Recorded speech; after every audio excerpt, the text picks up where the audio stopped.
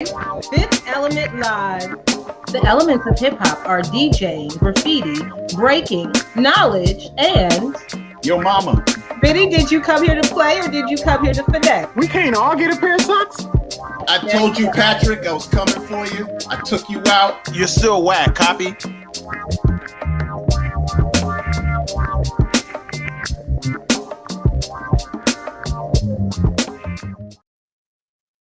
What's going on, world? We're back for episode 14 of No New Leaders.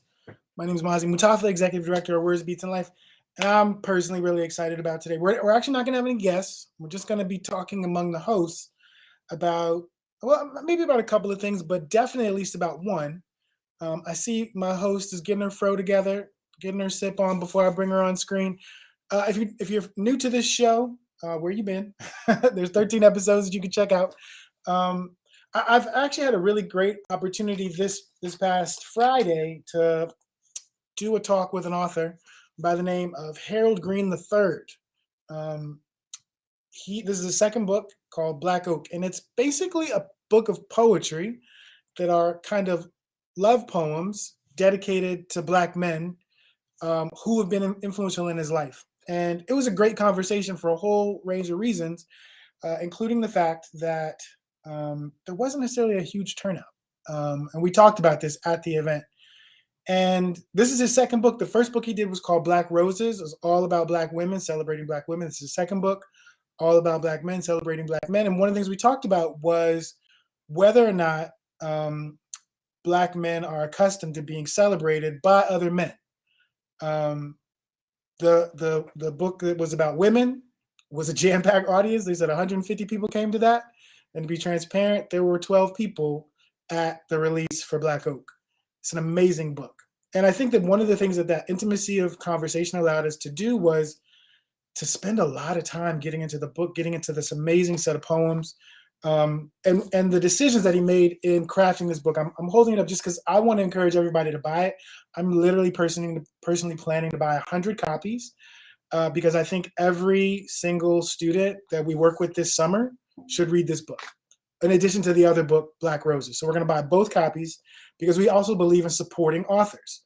It's important that when you find people that are doing things that matter to you, to support them. And that sounds easier said than done. I know, we're all competing for time and attention, but this is a perfect lead into this conversation. Today we want to talk about Black women in electoral politics, and particularly Black women that are prepared, or not, sorry, let me take that back. We want to talk about women that are prepared to lead and are not necessarily having an easy time of being elected. Carrie, I'm going to go ahead and bring you on screen. What up? What's going on? Oh, How you been, family? I'm good. I'm mad I missed the book, The Black Oak. When was this? It was on Friday at a museum here in DC called Planet Word. What? Don't worry, we're going to work on bringing him back. I mean, it's a great collection of poetry. It includes tribute poems to people like Billy Porter, from Billy Porter to Ta-Nehisi Coates. There's 40 Black men that he recognizes. I would definitely encourage everybody, if you are a Black man, if you love a Black man, or if you know a Black man, you should get him this book because it's a great example of really something I've just started to experience in COVID, which is like one of the things that happens now more than I'll be honest, more than I've historically been comfortable with, is when I get done talking to Black men I know, they say I love you at the end of it. And it's like the first time someone said it, it was actually Greg Corbin, who's going to be on in a bit. And at first I wasn't sure how to respond because I was just taken aback. You just like, peace, all right, catch you later. It was like, love you, bro. And I was like, I love you too. And so it's a book dedicated from a Black man to loving Black men. And he talked about it as being maybe part of the challenge is we're not used to being loved outside of a relationship context or in a non-sexual context. And so all of these poems are amazing. He's got poems to Big Crit. He's got poems to Ta-Nehisi Coates. Like if they are a Black man in America in the last 15 to 20 years that's doing something that's valuable, he did a poem for him. So check it out. I definitely will. That's dope. And like I said, this is the second book. The first one's called Black Roses, which is dedicated to Black women. So if you're a Black woman, know a Black woman, love a Black woman, feel free to get that book as well. I'm So gonna get that one too. It just doesn't give it the same vibe. I like that it's like, let me give you some platonic brotherly love. Like, I appreciate this. Like, we need more of that. no doubt. You know, And so made I me wanted think to of have. that I song. want. What'd you say? It made me think of the song. It's a, what is it? Black Man with Pharrell and Jay-Z. Have you heard it? It came out like maybe last year. Like how you're talking about how the peak of COVID and how things, it's like black man, black man, black. It's great. I'll check it out. I haven't heard it. It's awesome.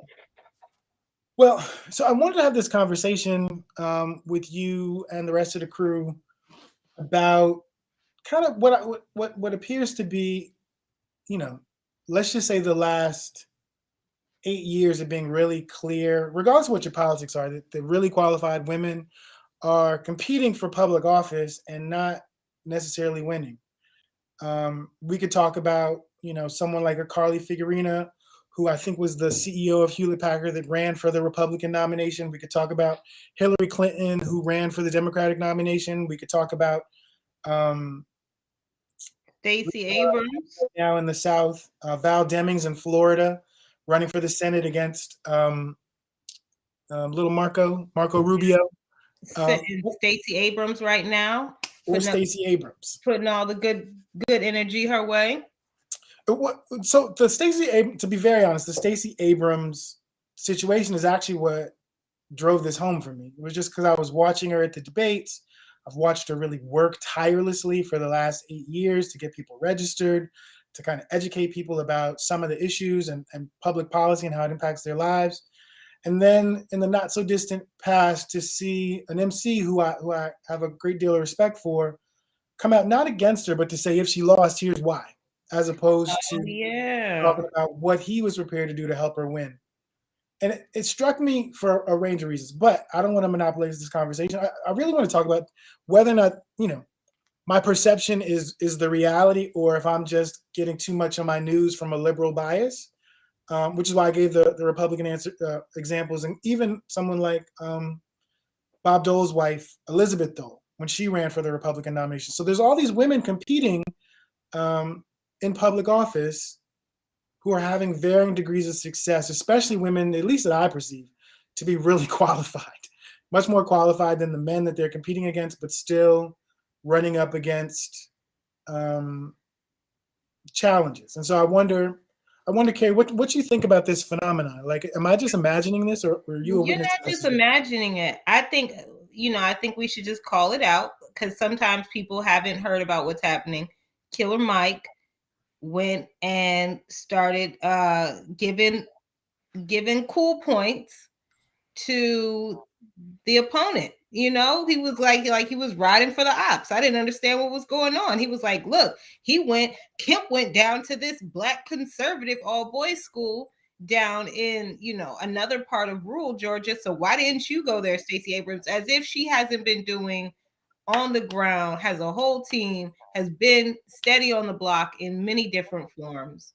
But I think it's also a question of, she is also facing patriarchy. And I've heard several different times from different men. We have to really try and break down the patriarchy in a way, because I've heard in several different conversations with men that they would not know if they would be ready for a woman leader. And on top of that, it's a question of, why isn't that? What makes some men fearful of women leadership? And it hasn't been like super conservative men. A lot of times it's the same thing with Killer Mike. These are Bernie people. These are my friends. These are like, why are we not unpacking the stigma that comes with talking about women leadership? What is it? Have you heard this also?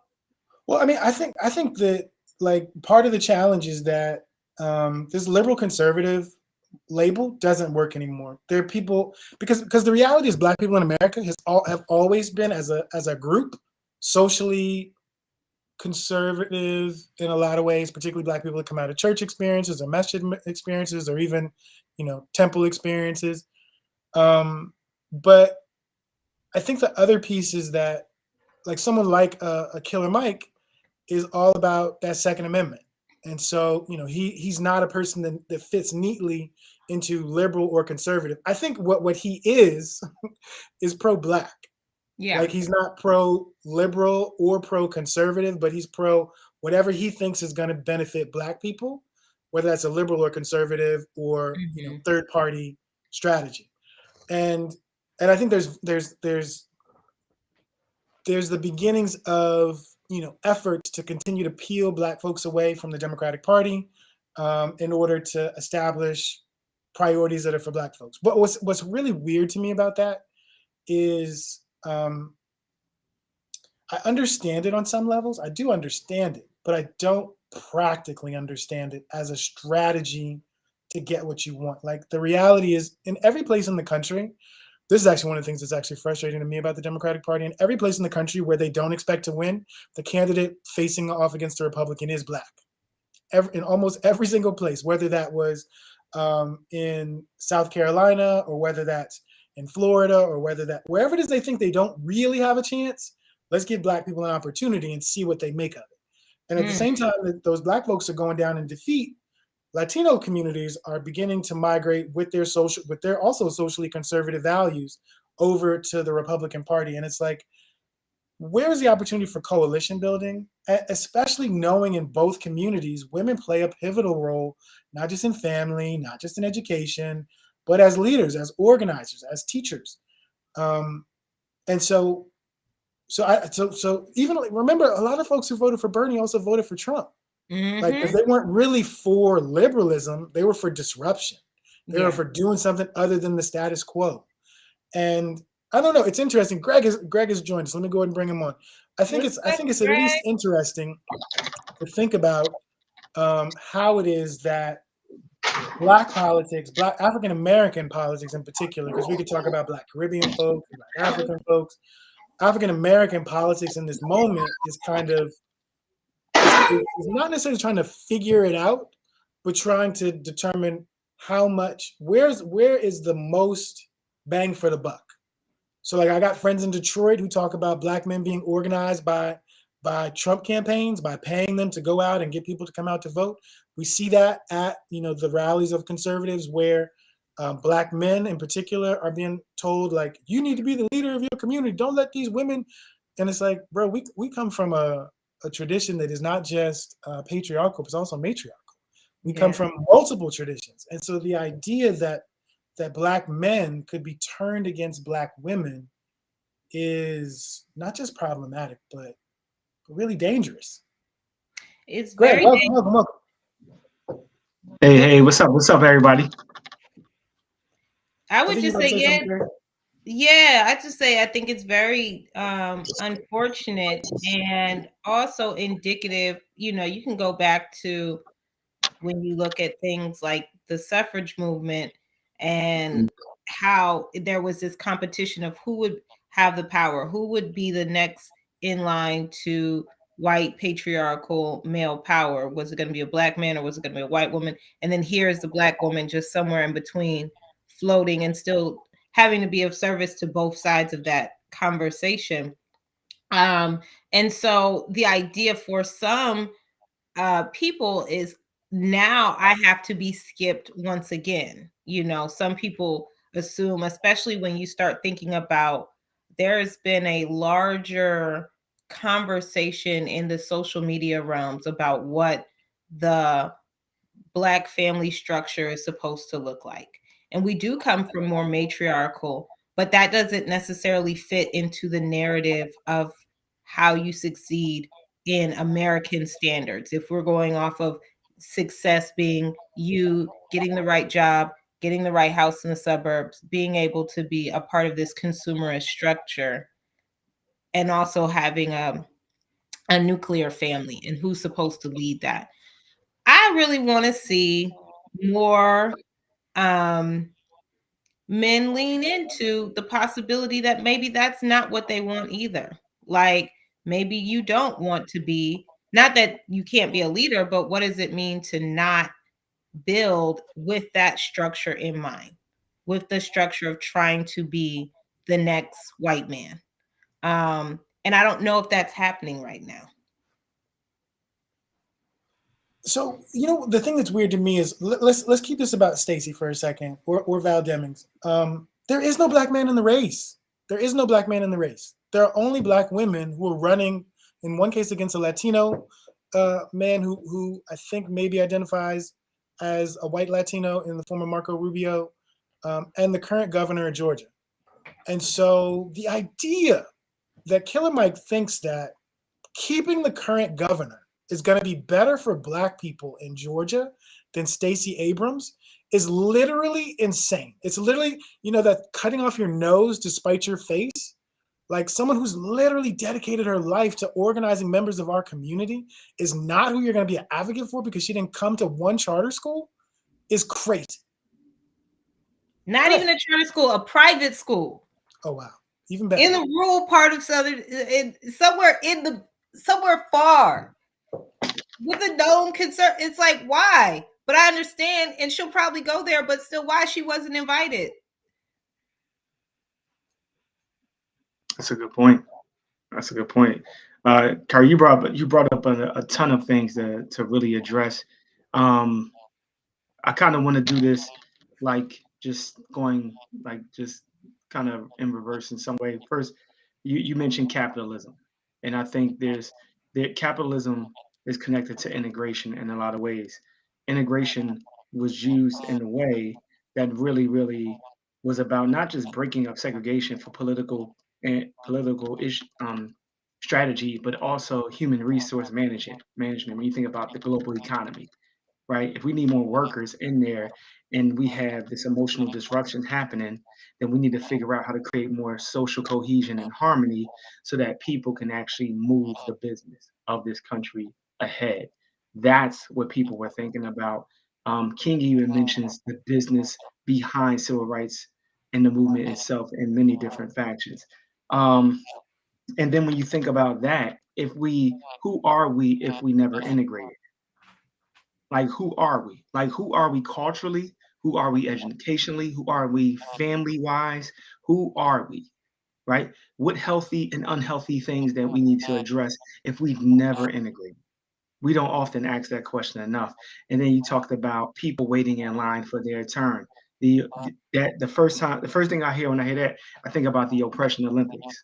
Like, every marginalized community is structurally positioned at a certain time to receive their just due or their rewards for participating in capitalism, which benefits off of consumerism and conflict. So it uses the conflict to create more, commitment to the system.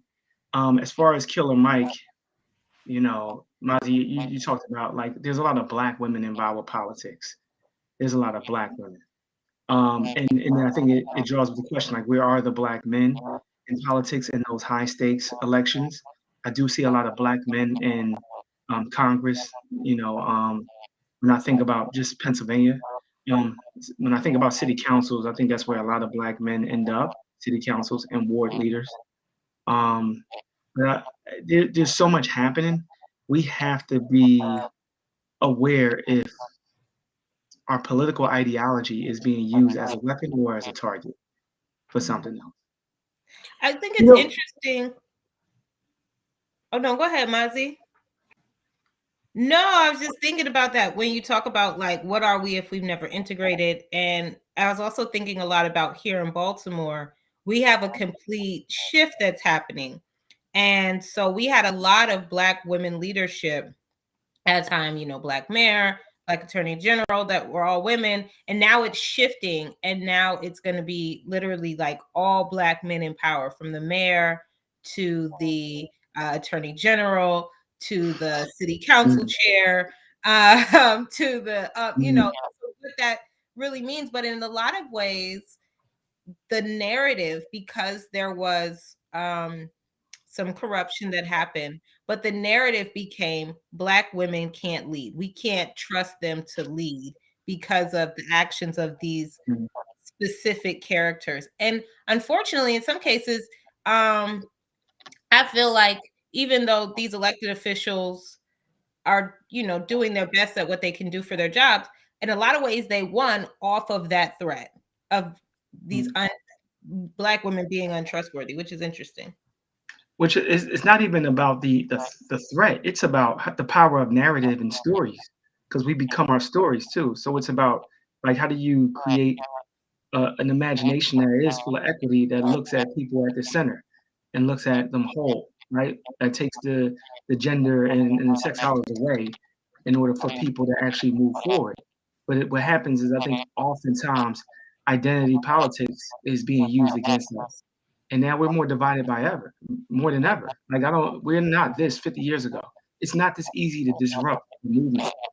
It's extremely challenging to move forward um, as a whole when you think about how all these identities work. And then each identity has its own committed movement. So if it's gender, if it's sexuality, if it's disability, if it's education, if it's geography and thinking about gentrification, right? Like there's so many different things happening in each pocket of those identities. It's really hard to get people passionate about one or two things that can move people ahead. And I think that's become even challenging. And I do think that's been done purposefully. Um, I'll say this in history, there is the election of Mike Dukakis and George Bush. Well, George Bush is losing by a huge percentage in the last month. One of his strategists says, "Yo, we need to attack Mike Dukakis where he's soft at," and a lot of people thought he was soft on crime. So they found this guy named Willie Horton in the state of Massachusetts, who because of policies in Massachusetts, because of policies that were happening when Mike Dukakis was in office as the governor at that time, he was actually released and went to kill some people, and then they made a big story out of it. So he finds a story in the Reader's Digest, and he shows George Bush. He says, "We need to get this in a national platform. Remember, there's no social media. We need to get this on TV. They get it on 60 Minutes. The guy's name is Willie Horton, black guy, looks like in the mugshot, right? Mike Dukakis loses in the last month to George Bush, and that's how George Bush becomes president. At that time, the Democrats was not that invested in identity like that. Even with Jesse Jackson and the Rainbow Coalition in '84, they were not that invested. They took a hard turn toward the left, and now they were about all these different movements, and that was used to build a groundswell of investment for Bill Clinton, which put him in office. And then there was all of us, we're all young, we're watching this. Oh, look at Bill Clinton, he plays the saxophone. Oh man, he eats fried chicken. And we're watching cultural appropriation being used against our 13 and 14-year-old minds at that time. And then what happens is they rebrand this movement, Democrats, to be in affinity with black folk, and we're still trying to shake loose of that and get our own minds back from that movement. So all this is strategy, and we're here where we are now because of the history. Like we don't practice Sankofa enough, which is the art of looking back and fetching it. And I think it'd be interesting, if we can encourage more people to at least understand how we arrived. I'm not asking you to become a historian, but at least understand how we got here in these conversations where Killer Mike is saying what he's saying.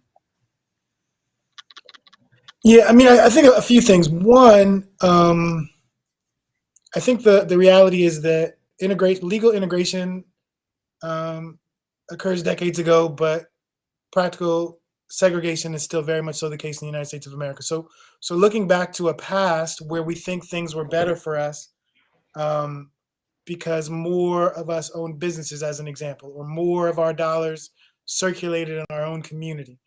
I would say there's a great book to read by Dr. Jared Ball called The Myth of Black Buying Power. This idea that the real problem in our community is that we don't spend enough in our own community, and like there's value in the discussion, but then there's also the practical application of the theory, right? One, two. This is not happening in a vacuum. There's also this cultural piece. Like there's this huge backlash, specifically among Black men, not all Black men, but a set of Black men on social media over a recent film, The Woman King. Why are we celebrating this tribe? They were some of the worst enslaved African traders on the continent. But like, that's not what the movie's about. The movie's about this idea that there was a point in time where there were these women who basically are the real version of the women in Wakanda. You know what I'm saying? And so even that, like the idea that think about the popularity. Christopher Sims brought this up in the chat about the images of matriarchy and patriarchy or cooperation community happening in a fictitious land called Wakanda that was impactful, that changed the way people thought about what could be, what might be, what is possible, based on access to imaginary resources, but real resources that exist in the continent today. Like vibranium is not real, but I'm blanking on the name of it, but the name of the thing that's in your phone that primarily Quartz. exists in Congo is real. There are real mineral resources that have not been protected, that have been stolen by colonizers, used by the whole world to the detriment of the people of the continent. So like there's this kind of discussion that's happening in politics, but then there's this other discussion that's happening in popular culture, and the images that we're seeing in popular culture of us working together, of what community, what dignity look like when we're actually operating in harmony. And it's not the made up Harlem Nights version of the past where the drug dealer becomes the Robin Hood for the neighborhood, or the American gangster. Like there's a real history to know, and things that people did that were beneficial to community and that were beneficial to them. But there's also this kind of desire for what could the future look like. Like the reality is that the majority of Black elected officials in the history of the country have been Black men. The overwhelming majority have been Black men, whether that's that local elected official you're talking about or people on a national level. Overwhelming majority have been Black men. So what is it that Black men are so afraid of in this idea of sharing the responsibility of power? Because power isn't, like, ideally in an elected context, the power that elected officials get, they get from the people who've consented that power. And so if people are not happy with what they do, they vote them out. It's not as though, these Black women are trying to start national Black organizations to lead the actual Black community. They're actually trying to be civil servants who serve the people that live in the cities or the states that they're running for office in. Why are you competing to serve? Why isn't service good enough for everybody? You were going to jump in, I think, Carrie. Yeah, I definitely think that one, it's that narrative that we talk about, because we do have a lot of women leadership. When we think about elected officials, hands down, we have quite a few. You can look within the Congressional Progressive Caucus, you got the squad members, you have all of these different people who are there. However, we also, it feels weird. I'm on the spotlight. I didn't know. Okay. It also feels kind of like when we talk about these issues, like we talk about the woman king, we are not really given a platform where we can have a full conversation about what just happened here. And now, a lot of times when people talk about the male perspective and how that has been misconstrued and how people look at the woman king and like, how could they celebrate this? And then you have on the other side people who are like, no, this is actually really good art and this is a great movie and it's it's based on, but it also fictional. But we're not having the full-on conversation, and these conversations are being had in the New Yorker. These conversations are being had in other platforms. But because we are always immediately in these social media micro moments, people get really excited and they get their emotions riled up over a talking point.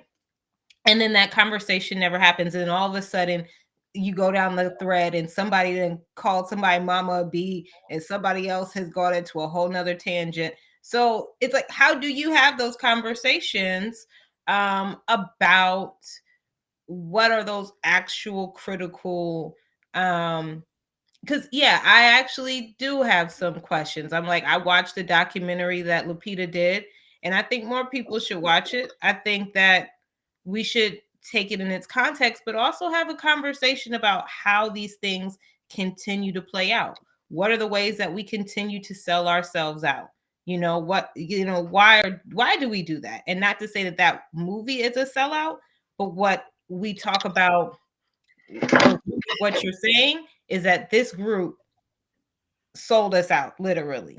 So how did that happen? Are we going to break down that context and how we continue to do that today, within leadership, and how we don't want to do that within leadership? Or are we just going to base it off of talking points? So structurally, you mentioned about how some of the women leaders, they really want to be civil servants. And some other people also want to be civil servants, whether you're male, female, they, them, everybody. If you actually want to be a civil servant and be of service to the community, or do you want to get on TV and have likes? And the way that our political systems are set up right now, it doesn't reward the civil servant. It rewards a person who can get the most likes. And, unfortunately, especially when you think about, appearance and the politics of appearance, I feel like sometimes it's even easier for some people to attack obviously Black women, and I don't understand why. Before you jump in, Greg, Chris is dropping gems in the comment. He said Public Enemy should have made fear the Black woman, and he said this dates back to the civil rights movement. But here's the thing, right? Maybe this is actually more malicious than we're even giving it credit for. Like, one of the things that Malcolm said while he was still alive, El-Haj Malik Shabazz, he said, "You want to know the condition of a people? Look at the status of women in that society." So if the goal is to keep women out of leadership, what to what end? Who is served by that? If the idea is to keep men in power, knowing that women are the majority of people on the planet, like, this is literally about maintaining authority and convincing Black men that part of their responsibility as men is to have loyalty to their gender over their race or their community. And so the part of the responsibility of Black men is to prevent Black women from being in leadership, to prevent Black women from ascending to a higher status, not even because of Black people, but likely because that would also inspire more white women to also want that same kind of parity within the society.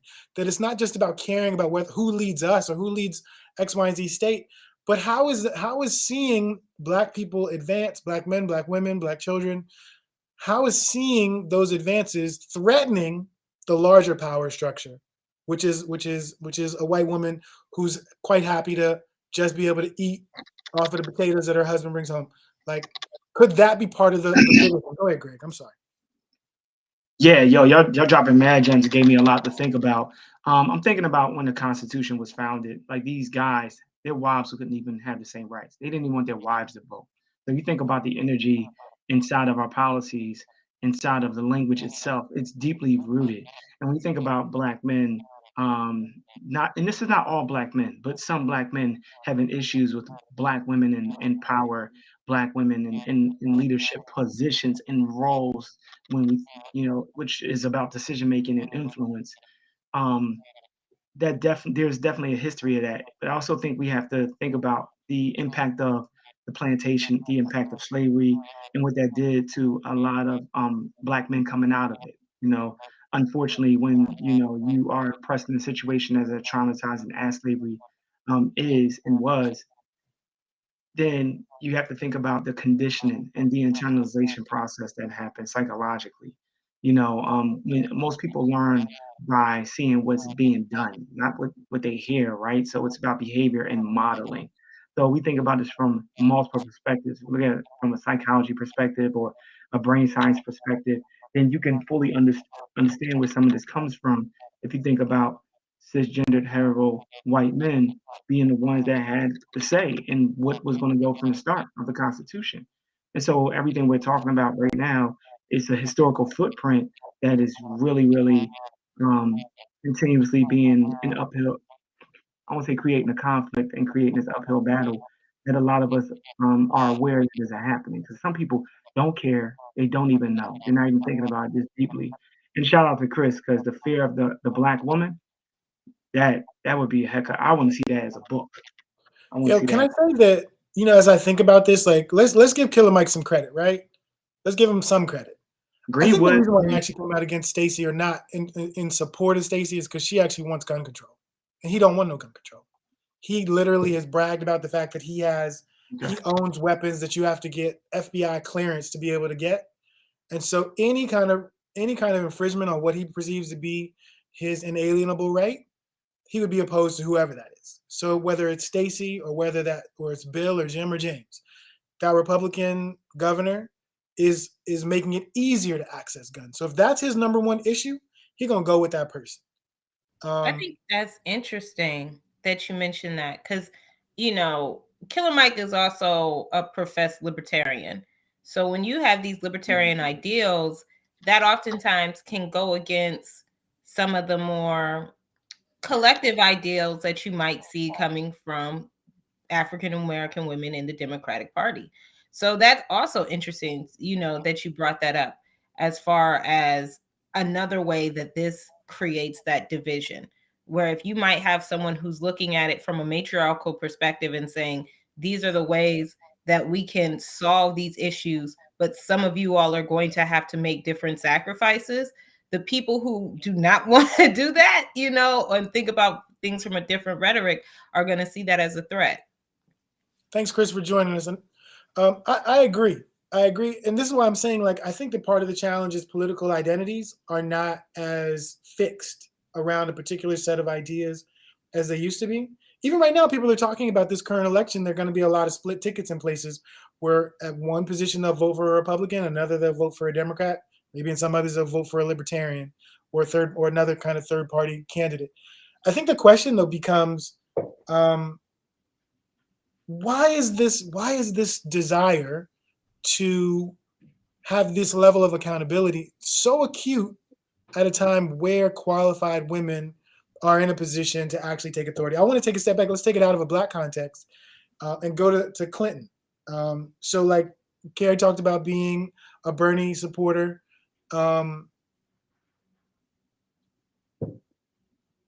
Personally, I think that I don't agree with everything that Hillary Clinton stood for or all of her past or any of that.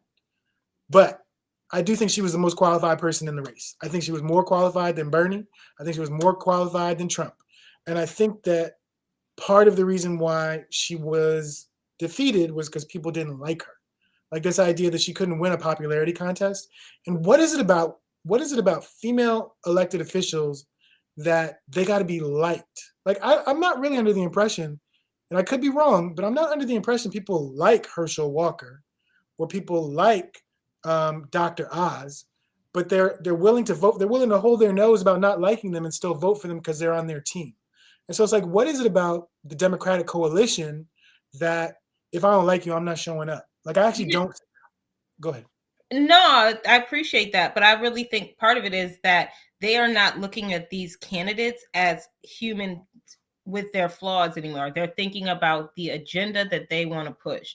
And so as a party at this moment, they are very unified on this is what we're trying to get passed. We are going to put in whoever we need to get put in to get that passed. If we need to throw them out later, we'll figure it out. But this is also the party of Marjorie Taylor Greene. This is a party of multiple liars. So, I mean, the idea of someone lying is not necessarily a big deal for them if they're going to get the strategy done. Now, on the Democratic side, it's different. And I also think that it's not. I actually saw a survey this morning where Democrats and Republicans were both asked if their candidate had moral failings, however they define that, would they still vote for them? And the overwhelming majority, something like 60 to 70% of people, for both Democrats and Republicans, both said yes. The overwhelming majority said it doesn't matter what's happened in their personal life. I'm wearing my team's jersey, so I'm pulling for my team.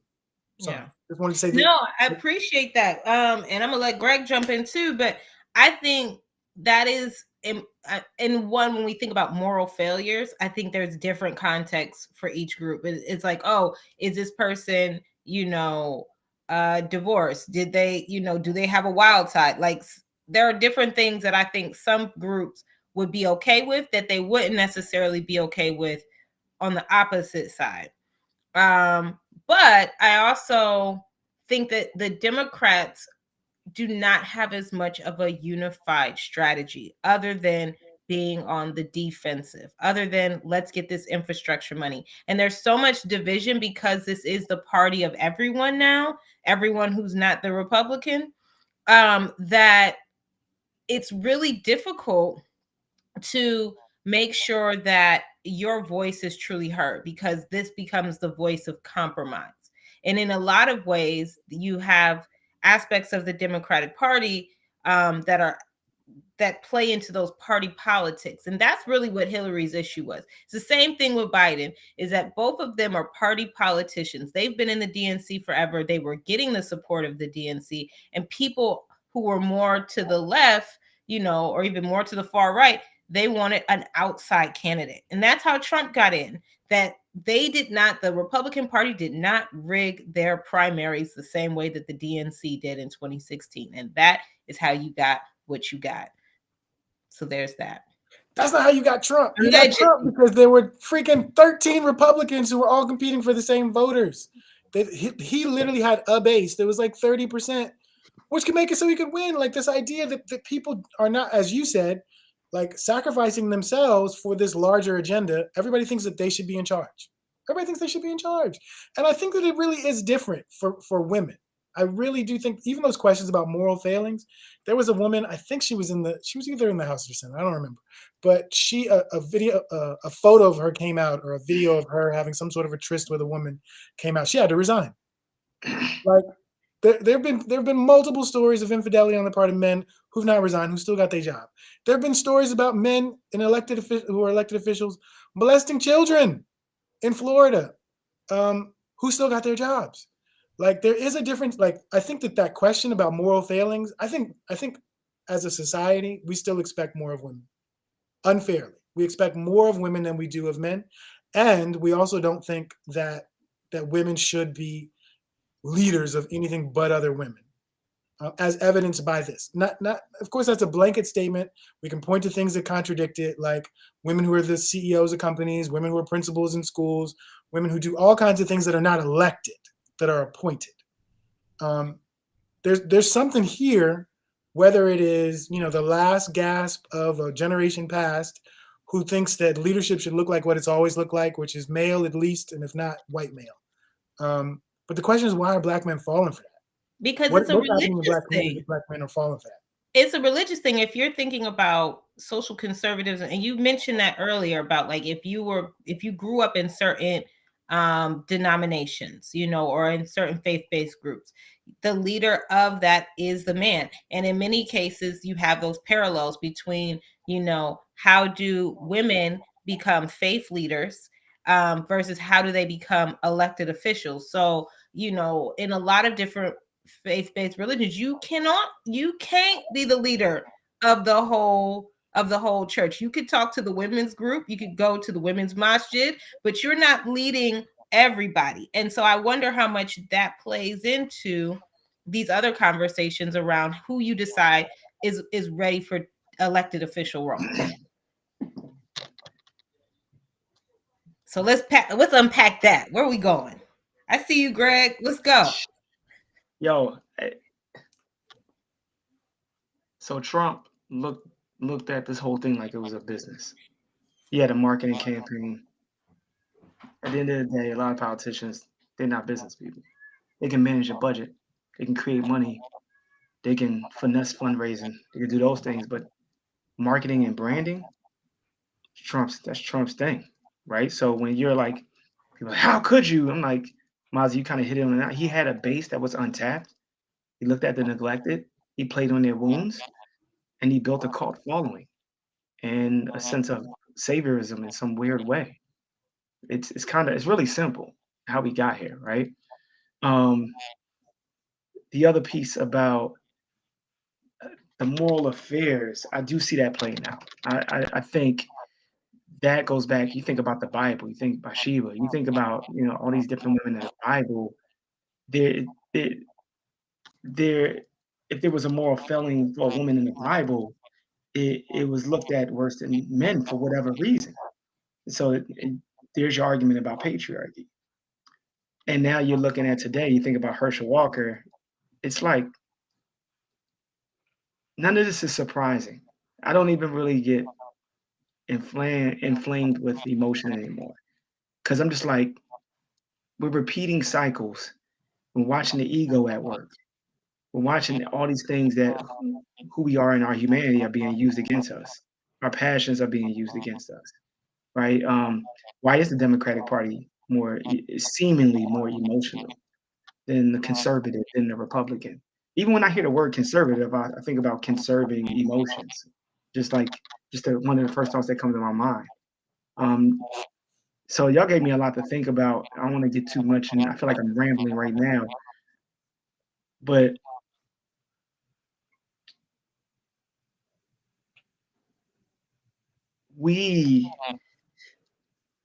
what is the most important thing for us, for our value system, where we're going to be at in the next 10 to 15 years? Like we're so caught up in now, I don't think we can even think about long-term strategy because we put so much onus on politics. But I wonder who's creating the opportunity for community dialogue where people can have full out conversations and discourse without leaving stuck in their emotions, taking things personally because some type of headline was popped up on social media. You know, where are we creating opportunities for us to build relationships, spend time with one another, really understand one another, even in our failings, not just our success as people? It's like, you know, one of the best and worst things that happened to us was social media. Look at the way we communicate. Look at the way a whole generation of digital natives communicates now. And then we have to follow along as the Gen Xer or the baby boomer and adopt those same communication standards. And I saw Stacey Abrams. I was on TikTok today, and this is one girl. She does this dance, one of those old Monica songs, and she's like always looking for her. She's like a distressed ex-girlfriend looking for her Oh man. yeah. Stacey Abrams on her team said, "Yo, you need to get her involved." She's from Georgia, and I'm watching it, and then she pops up, and she's on Stacey Abrams' bus, and she's using this Gen Z / millennial approach to getting more people to vote, which I thought was brilliant in some way. But then I thought about this other thing, like, dag though, but do we even know why? And that's the popularity contest. Because it's not like the same girl doing the TikTok thing and using this character she created is going to be full out educating people about civic engagement and political education. It's just not going to be there because it's too far from her norm and her character on her own timeline. So the popularity thing is really like, it's disturbing me even in this moment because I'm like, dang, it's really high school. Like, if like The Rock was like, they literally talked about The Rock running. And it's like, this dude has no civic experience. I'm just like, I'd rather hear somebody say, yo, Mozzie, you should run. Like, I'd rather hear that. But Mozzie ain't got the Rock's 150 million followers on Instagram or whatever, right? And there's no knock to The Rock. Like Mozzie, we could make it work. You got the bald head, you know what I'm saying? All we gotta do is just like get some tattoos. Yeah, there we go. It's just like get the angles, But Terry, you too. I'd rather somebody say you run for president, right? Like, so you ain't see that coming. You ain't see I wasn't finished, right? So like I'm just saying, like, when we start hearing that come out more and more, it's a culture shift happening. And it does, bother me in some way because I'm like, yo, can that really happen? Like, did they hack the system or create this system enough where we're so driven by what we like and what we want to feel versus logic and what's right? Because a lot of the conflict you do see happening on social media or even in person is this world of between passion and emotion and logic and understanding how things work. So I think it's almost interesting to me that you describe the passion on the Democratic side and the logic on the Republican side when the Republican side believes in QAnon. They believe literally Democrats eat babies and have a pedophile ring that's running globally. That's a pocket, all kinds of craziness. It defies logic. No, I got you though. I hear where you're going. I hear you, Ozzy. Hmm. but it's important, and it's not even about attacking, because I do think you're right that the Democratic side is more emotional, but I also think it's easy to label a party that's primarily women as emotional, which is another way to dismiss the actual power in emotion, the actual reason that goes into emotion. There's a reason you're upset. There's a reason Right. why you feel like this is going in the wrong direction versus government doesn't really affect me and I just don't want to pay more taxes. Because that's what we got. We got one side that says, government, stay out of my life. You shouldn't really do anything other than fight foreign wars to bring home Mm. resources at a cheap rate. And another side that says lots of people need help. And the people Yeah. that have Yeah. need to give in the form of taxes to help the people that need it. And so, like, there's like some people talk about the Democratic and Republican Party as the daddy party and the mommy party. Like the Republicans are the father. Wait till your father gets home. It's going to be austerity measures Wow. and tax cuts for the rich, because then there's going to be trickle down economics. And the Democrats are the nanny state, literally nanny. They're literally described as something that is a form of work that's most often done by women. And so this idea that these two are fighting and that one is actually creating opportunities for Black people, period, not just women, but Black people, period, to ascend to leadership, even in situations where it's unlikely they're going to win, it's still an opportunity. Versus a Republican Party who has basically decided, unless you are literally an empty vessel who's suffered multiple concussions and will do and say whatever it is that we tell you to say and do, there's no room for you over here. Like there used to be someone like a Michael Steele. There used to be Black Republicans who I didn't necessarily agree with their position, but like I really thought they were like actually old boy in South Carolina. I don't really agree with him about much, but when I hear him talk, he's not a crazy person. He's not Right. unreasonable. He really does come out of a set of Black experiences that might be different than mine, but they're not Right. invalid. And so like I think that the only reason why I think this is especially relevant is because when you think about, like, a lot of times we talk about brain drains in the Black community with predominantly white institutions, like, the best athletes or the best, the smartest kids with the best SAT scores go to the white schools as opposed to going to HBCUs. Historically, I know there's a shift in that happening right now. But there's also a kind of community organizing brain drain that's happened from people starting and running organizations that are funded by communities to actually be like me and be in the nonprofit industrial complex or be in leadership in elected office. That there's not a ton of organizations. Like to me, that's actually the bigger crime. When you talked earlier, Greg, about Mm. desegregation, is the Yeah. decimation of community-based Black leadership outside of a religious context. Like if I asked each of you to name, actually Carrie would probably be able to do this. Maybe you could too, Greg. If I asked you to name 10 organizations that are not nonprofits that are working to benefit the Black community in America, not even just your neighborhood, your city, just 10 Mm. organizations that are not nonprofits that are working to benefit Black communities in America. Well, Okay. see, That's a good question. I can name a couple. I would look at like Leaders of a Beautiful Struggle in Baltimore as one example, and they've been doing a lot of Mm. community development. I would also look at Is it led by a Black man or Black woman? it's led by both a Black man and a Black woman. So, and I think that's beautiful. But I also there is a growing context of organizations that are looking at how do we do this without the 501c3. The problem then becomes there's no tax write-off for that. It's not the same conversation as when you're doing a nonprofit. So I also think about Black businesses as a part of in a system of Black leadership.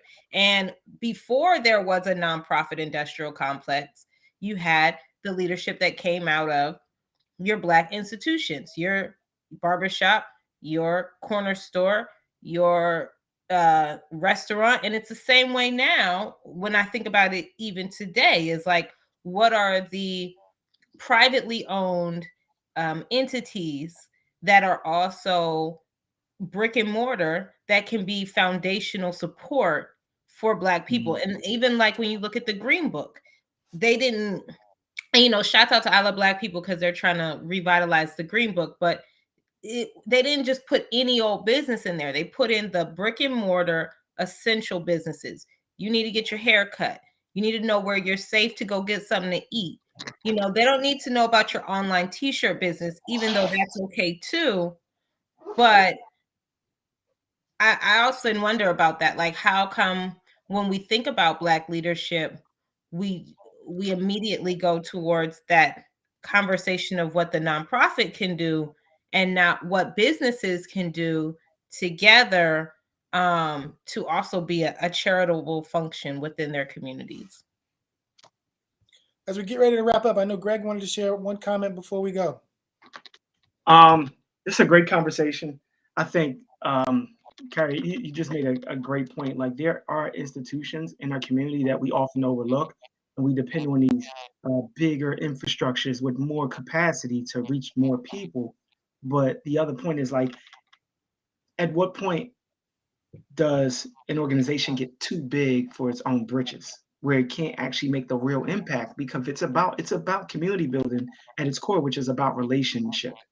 And if you don't have the time to build those relationships, then how effective and impactful can an organization be? So I think that's something for us to consider when we do see all these things happening in politics. You know, some of this is about the hyper speed that capitalism runs, and it's not really invested in people. It's invested in people as objects or resources to get to a goal. So it's often about the context and the framework of which we have in a discussion.